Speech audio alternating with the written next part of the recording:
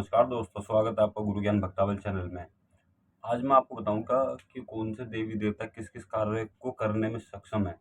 मतलब कि आपने वैसे तो सारे देवी-देवता हर कार्य को करने में सक्षम हैं, लेकिन कुछ देवी-देवता ऐसे होते हैं कि वो उस कार्य के लिए महारथी होते हैं।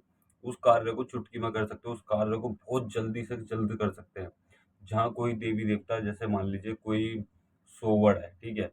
वहाँ पे जल्दी से देवी-देवता काम नहीं करते, लेकिन कुछ देवी-देवता ऐसे होते हैं कि वो वहाँ पे भी जाके काम कर देंगे। तो इसी तरीके के मैं आपको बता रहा हूँ कि कौन-कौन से देवी-देवता होते हैं।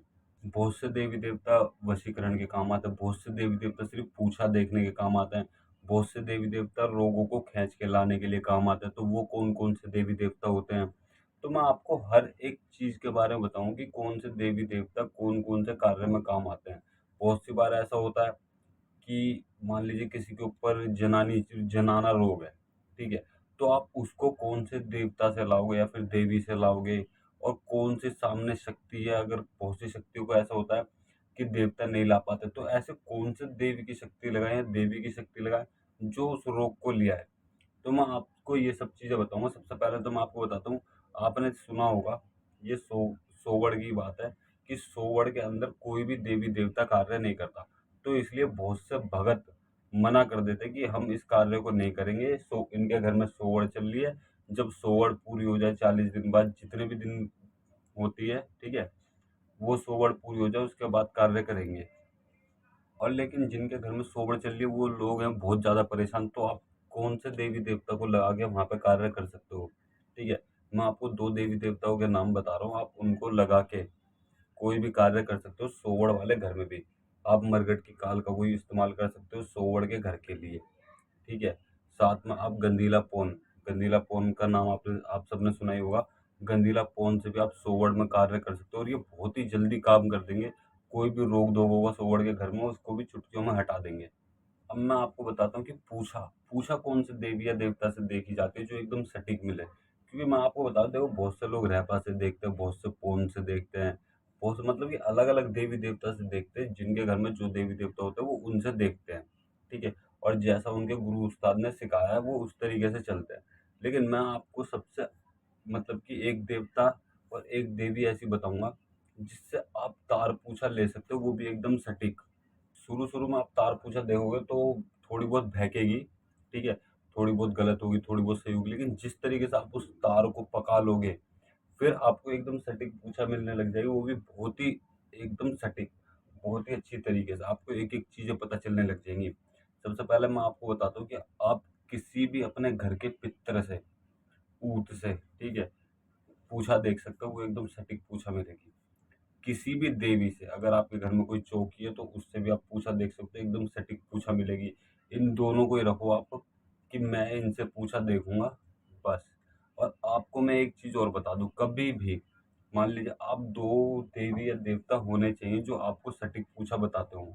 आपसे अगर कोई भी व्यक्ति सामने वाला व्यक्ति पूछता है कि आप मान लीजिए आप किसी पंचायत में गए, किसी अखाड़े में गए, कहीं भी गए, आपसे बोल दी पूछा देखने के लिए और आप वहाँ पे पूछा देख के बता रहे हो और सामने वाला आपसे पूछता है कि आप कौन से देवी या देवता से पूछा देखते हो, तो उस व्यक्ति को कभी मत बताना कि मैं अपने पितर से देख रहा हूँ या फिर मसानी से देख रहा हूँ।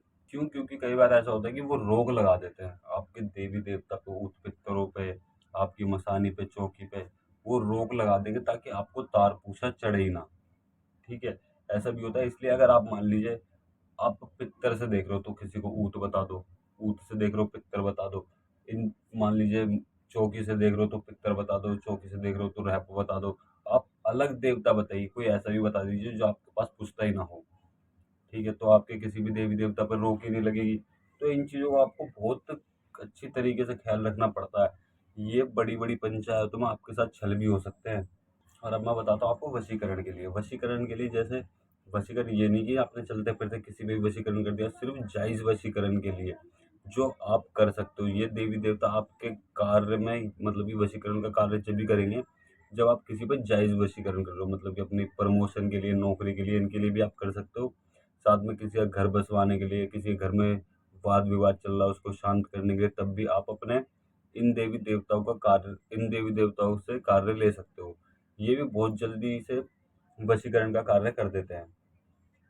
तो मैं आपको बताता हूँ कौन से देवी देवता हैं, ठीक है? एक माता काली हैं, नतिया चौकी है, मसानी है, गुड़गाँव वाली मसानी जिन्हें बोलते हैं, वो भी, और 2-3 मसानी और हैं, उनको भी आप साथ में लेके कोई भी वशीकरण का कार्य कर सकते हो, ठीक?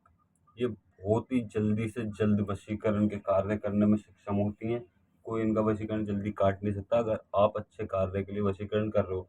अगर आप गलत कार्य के लिए वशीकरण कर रहे हो, तो वो वशीकरण ही होगा ही नहीं। इस चीज़ का भी आप ध्यान रखिएगा। अब मान लीजिए आपका कोई कार्य नहीं बन रहा, कोई कार्य अटक रहा है, किसी सामने वाले व्यक्ति का कोई कार्य अटक रहा है, बनते-बनते काम बिगड़ जाते हैं, ऐसी सिचुएशन में आप वो व्यक्ति फँसा हुआ है या फिर आप फँसे हुए हो, तो इन चीज़ों में कौन-सा देवी या देवता कार्य काम आते हैं? जो देवी-देवता इनमें बहुत जल्दी कार्य कर दें। आपके कोई वाद-विवाद का कोई बात है, कोई कुछ भी चीज़ है, आपके घर में कोई भी कलेश है, किसी वजह से आप परेशान हो रहे हो, तो आप बावरी से कार्य करवा सकते हो। पाँचों बावरी में से किसी से भी आप कार्य करवा सकते हो, वो बहुत जल्द से जल्द इन कार्यों को पूरा कर देंगे। जब आप इन कार्यों को करने लगोगे, तो कोई भी व्यक्ति इन देवी-देवताओं का कार्य काट नहीं सकता, अगर आप जायज़ के लिए कोई भी कार्य कर रहे हो इन देवी-देवताओं से। अगर आपको कोई भी रोग हटाना है, ठीक है? तो रोग हटाने के लिए मैं आपको देवी-देवता बताता हूँ। वैसे तो बहुत सारे देवी-देवता होते हैं, लेकिन मैं आपको कुछ देवी-देवताओं के नाम बता रहा हूँ। माता मरघट की काली हो गई, ठीक है? साथ में कलवापौन हो गया, सबल सिंह पौन हो गया, और भी कई सारे देवी-देवता हैं, ठीक? औरों के भी मैं नाम नाम बताता हूँ आपको। आपका कोई भी रहपा हो गए, ठीक है? कोई भी पौन हो गया, आपने उनकी सेवा करी होनी चाहिए। जब देवी-देवता यानी कि आपके रहपा, पितरों से भी बहुत से लोग रोग उठा देते हैं, ऊँट से भी रोग उठा देते हैं, रहपा से भी उठा देते हैं, लेकिन इनकी आपने सेवा करी होनी चाहिए। अगर आप किसी पौन से रोग उठाते हो, तो उनकी भी आपको सेवा करनी चाहिए, तभी उनकी पावर बढ़ती रहेगी और आपके कार्य जल्दी-जल्दी होते रहेंगे। इन चीज़ों का आपको बहुत ही ज़रूरी ध्यान रखना चाहिए। कई बार ऐसा भी होता है कि देवी-देवताओं से आप किसी रोग को पैदा कर रहे हो, तो आप चिल्ला रहे हो कि बाबा जी रोग लेके आओ, बाबा जी रोग लेके आओ। रोगों को पैदा करने के लिए आप किसी भी देवता को और किसी भी चौकी मसानी को लगा सकते हो। मसानी क्या होती है, रोग को घेर के लाती है, और देवता उसको पूरा करके उसकी मूसक चढ़ा के लाता है, ठीक है? खींच मारता है। तो इन चीज़ों को आपको अवश्य ध्यान रखना चाहिए। ये आपके भक्ताई क्षेत्र में बहुत काम आने वाली चीज़ें हैं। इनको आपको ध्यान रखना चाहिए। और अगर आपको हमारे द्वारा कुछ भी और जानकारी चाहिए, तो आप हमें कमेंट भी कर सकते हैं। मैं अगली वीडियो ज़रूर बनाऊँगा इस चीज़ के ऊपर।